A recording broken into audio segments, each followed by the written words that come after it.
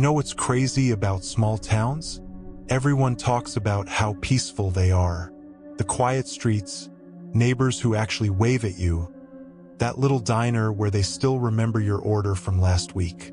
Seems perfect, right? But here's the thing.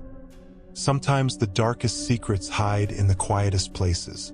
Today we're diving into 5 small-town murder mysteries that'll make your skin crawl. Cases that remain unsolved to this day. So grab a snack, get comfortable, and let's get into it. Picture this. Athens, Wisconsin, 1990. Population? Barely 950 people. Out in the woods sits this old, falling-apart farmhouse that locals literally avoided. And inside, 6 people living in conditions you wouldn't believe. The Coons family was different.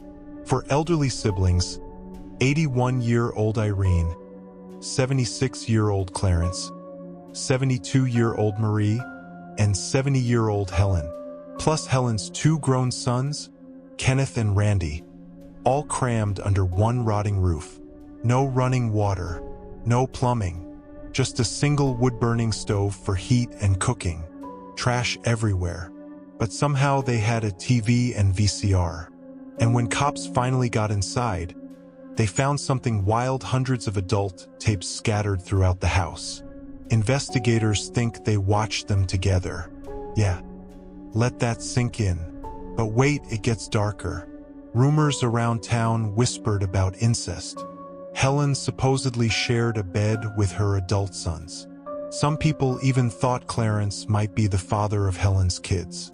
But nobody asked questions because nobody wanted to get close to them. Then came July 4th, 1987. Kenneth went out drinking at the local bar that night. When he came home, his world shattered. For family members were dead. Irene, Marie, Clarence, and his brother Randy. All shot in the head, execution style. 2 bullets each from a .22 caliber rifle. And his mom, Helen, gone. At first, cops suspected Helen. She'd bought .22 ammo just weeks before. Maybe she snapped and killed everyone, then ran. But 9 months later, her body turned up frozen in a creek nearby. Shot in the head just like the others. Kenneth didn't fit as a suspect. His alibi checked out. He called 911 in genuine panic, and he passed a lie detector test. So investigators shifted focus to this guy, Chris Jacobs, a 21-year-old local with business connections to the family. The house was torn apart like someone had been searching for something. And here's the kicker. When police searched the property, they found piles of cash hidden under all the garbage. Stacks of bills buried beneath trash and newspapers. Jacobs was charged with the murders but got acquitted. However, they later convicted him separately for kidnapping Helen and gave him 31 years. Basically, they think he did it but couldn't prove it. The Coons Family Massacre? Still technically unsolved. Aiken County, South Carolina. Lots of trees, lots of peace and quiet. But between 1986 and 1993, something evil was lurking in those woods. 4 women found dead, dumped near the same stretch of water. All nude, all abandoned, and the killer never caught. September 1987. 2 hunters are walking through the woods near Shaw Creek when they spot what looks like an animal carcass in the brush. As they get closer, reality hits hard. It's a woman's body, badly decomposed, skeletal. No clothes, no ID, nothing. Investigators figured she'd been there anywhere from 1 to 5 years. They couldn't even determine how she died. Disturbing? Absolutely. But nobody realized this was just the beginning. 1991. Another woman's body found near Shaw Creek. This one was eventually identified as 30-year-old Jackie Council, a mother of 4 who vanished in November '86.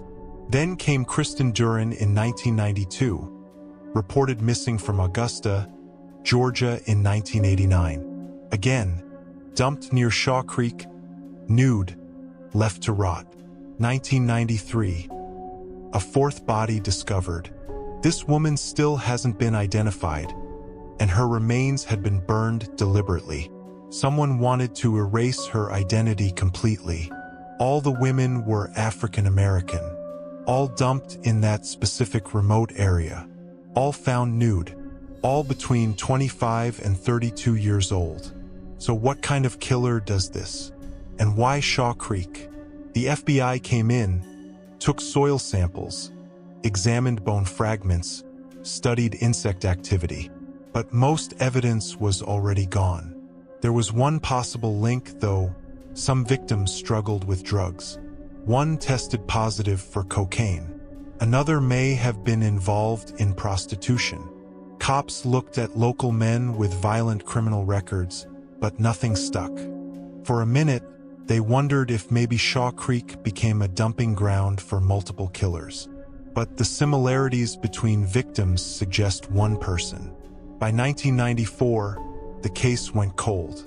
That unnamed Jane Doe from '93 still hasn't been identified. Did the killer stop, move away, die, or is he still out there? And are there more bodies yet to be found? Monte Verde, Florida, April 8, 1980. A tiny lakeside town with a population of just 400 people. The kind of place where everyone knows everyone, and nobody locks their doors. 12-year-old Georgia Cruz was home with her older brother Tony while their parents went fishing. Around 6 p.m., Georgia told her brother she was going for a walk. In Monte Verde, that was normal. Nothing to worry about. But Georgia never came back. Within hours, the family called police. Dozens of residents poured out to help search. They combed streets, wooded trails, swamps, abandoned fields. But here's the problem. So many people stomping through the area likely destroyed any evidence that existed. Footprints, broken branches, dropped items. All gone. 2 days passed. No sign of Georgia. Then, on the third morning, police found a message on their answering machine. A voice said, "Hello. Yeah, you know that girl you're looking for? Yeah, the 12-year-old. Yeah, she's dead." Then silence. The call was untraceable. Who would call like that? Just to taunt everyone? 6 days after that call, Georgia's body was discovered 25 miles away in a wooded lot behind an old Kmart in Castleberry. Police never released full details. Who found her? What condition she was in? Exact cause of death. They wanted to protect the investigation, but they confirmed she was murdered. Her body was badly decomposed, suggesting she was killed shortly after leaving home.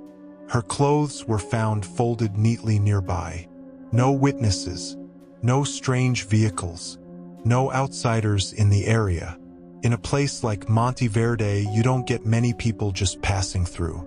So whoever took Georgia probably didn't leave at all. It was likely someone from that town. Maybe a neighbor who watched her walk out that door, knew her parents were gone, and acted on their impulses. Her killer probably wasn't a stranger. It was someone she knew, maybe even someone in a position of authority. For more than 45 years, Georgia's case has stayed cold. In towns where everyone knows your name, you'd think someone would also know the truth. But sometimes the killer isn't a stranger in the dark. Someone who smiles at you from across the street. Someone at the local bar. Someone who seems helpful and kind. These 5 cases prove that being far from city life doesn't keep you safe. Small town charm can hide some seriously dark secrets. So which story stuck with you the most? Drop a comment below and let me know. And if you've got a local mystery from your town that you think we need to cover, tell us about it. Thanks for watching. If you enjoyed this video, smash that subscribe button and hit the like button. Until next time, stay safe out there. I'll catch you in the next one.